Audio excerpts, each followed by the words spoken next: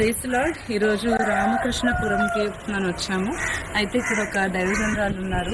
ఆమె చాలా ఏళ్ళుగా చిన్నగా సువార్త చేస్తూ ప్రభు ప్రేమను పంచుతూ మరి ఆమె యొక్క పరిస్థితి మేము కొంచెం విన్నాము. అయితే ఆమె మాటల్లోనే డైరెక్ట్గా విన్నామని ఇక్కడికి వచ్చాము. ప్రైజ్ లార్డ్ అమ్మ. Praise lord. మీరు పాస్టర్ గారు అంటారు. మీ పేరేంటమ్మా? ఆదరణ. మీరు ఇక్కడనే సేవ చేసేవారా? ఇక్కడే చేసేవారు.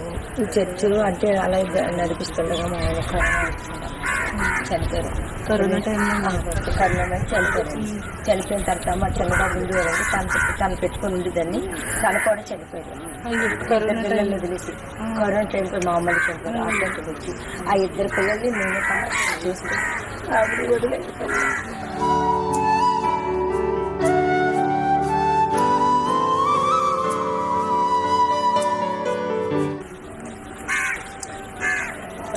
చూడలేక కాళ్ళు అడుగుతాను. ఎప్పుడు తల వచ్చి అడుగుతాను. లేదమ్మా అసలు ఎవరెక్కడ ఎక్కువ బీబీస్తే అయిపోయిన నీకు గుర్తుకుతాను.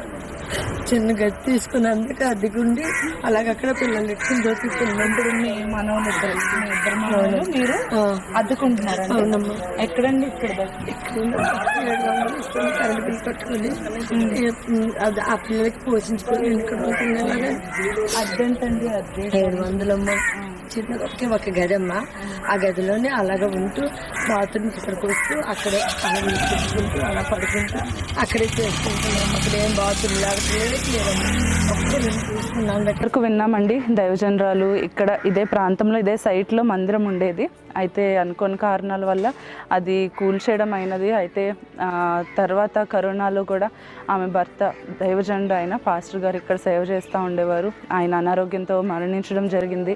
అదే బాధ తట్టుకోలేని పరిస్థితుల్లో తన కుమారుడు కూడా హార్ట్ అటాక్తో మరణించి ఉన్న సమయంలో కోడలు విడిచిపెట్టి వెళ్ళిపోతే ఇద్దరు మనవల్ని కూడా ఆమె చూసుకుంటూ మరి వీళ్ళని అడిగి ఫౌండేషన్ ఇక్కడ వేయించి దాన్ని కంటిన్యూ చేయలేక అద్దెకు ఇల్లు తీసుకొని ఏ ఇన్కమ్ లేని సమయంలో ఏ సహాయం లేని సమయంలో అద్దెకి ఇల్లు తీసుకొని ఇద్దరు మనవలను పోషిస్తూ కోటబియ్యం తింటూ కష్టపడి ఇక్కడికి వచ్చి ఏదో ఒకటి చేయగలమా అని చెప్పి బాధపడుతున్న సమయంలో ఎలా అని చెప్పి ప్రార్థిస్తూ ప్రభు సహాయం కోరుకున్నప్పుడు ప్రభు తప్పకుండా తన సేవకులు చేసిన పని, తన దైవజనులు అయిన వీళ్ళు ఒకప్పుడు చేసిన సేవకు ప్రభు దాన్ని చూసుంటాడు కదా.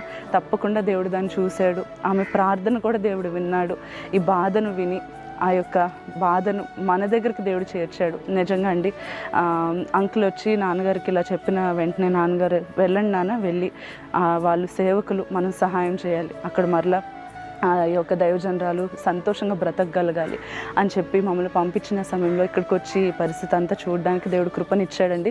అయితే దేవుడు మనకు ఇచ్చిన దాంట్లో తన కృపను బట్టి మనకు చేతనైనంతగా మిరాకిల్ ఫ్యామిలీగా మనం సహాయం చేద్దాం, ఎంతవరకు మనం చేయగలము. అదేవిధంగా నేను ఈ మాట వినగానే నాకు ఎంతో సంతోషం కలిగింది. ఏమనంటే సేవకురాలు ప్రార్థన చేస్తుండగా దర్శనం వచ్చిందంట. ఏమనంటే ఇక్కడ ఈ స్థలంలో ఆల్రెడీ ఇల్లు కట్టబడ్డది అని చెప్పి, అందుకని ఆమె ఉత్సాహంగా ఉదయాన్నే వచ్చి చూసుకున్నారట ఆల్రెడీ కట్టబడ్డదేమో అని చెప్పేసి. అయితే దేవుడు ఆ దర్శనాన్ని ఆల్రెడీ నెరవేర్చాడని నమ్ముతా ఉన్నామండి. దేవుడు ఇక్కడికి తీసుకొని వచ్చాడు తన కృపను బట్టి, తన యొక్క సంకల్పాన్ని బట్టి. అందుకని ఆ యొక్క దర్శనం కూడా ఆమె చూశారని మేము ఎంతో సంతోషిస్తూ ఉన్నాం. అయితే ఈ సమయంలో దేవుడు నడిపించేంతగా మనం సహాయపడదాం. ఈ యొక్క సైట్ డైమెన్షన్స్ అన్నీ మనం తీసుకున్నాం.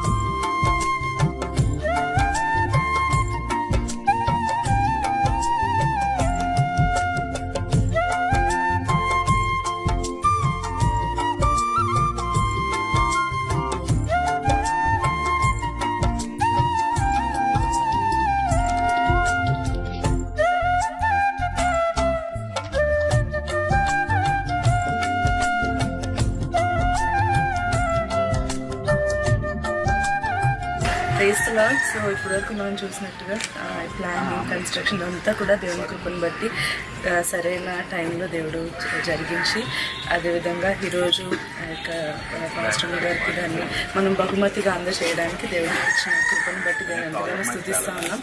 ఈ సమయంలో నాన్నగారు మదర్ అందరూ కూడా వస్తూ ఉన్నారు. ఈ యొక్క ఇంటిని మనం ప్రార్థన పూర్వకంగా మనకు బహుమతిగా అందజేద్దాం. Praise the lord. తండ్రి కుమార పరిశుద్ధాత్మ నామంలో గృహం ప్రారంభించడం జరుగుతుంది. చప్పట్లు కూడా దేవుని నామమున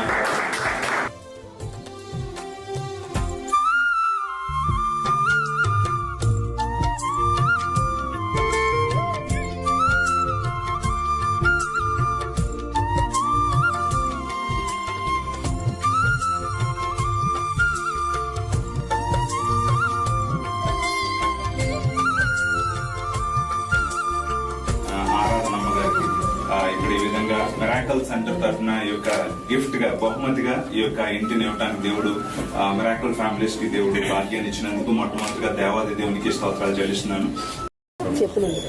సార్ చాలా సంతోషం. ఇదిగోమ్మా మీకు మా మిరాకల్ ఫ్యామిలీ తరఫున తాళం ఇచ్చేస్తుంది. ఓకేనా? మీరు మా కోసం ఏం చేయాలి? తప్పనిసరిగా మిరాకల్ ఫ్యామిలీ కోసం 100% మీరు ప్రార్థన చేయాలి. ఓకేనా? Okay, God bless you.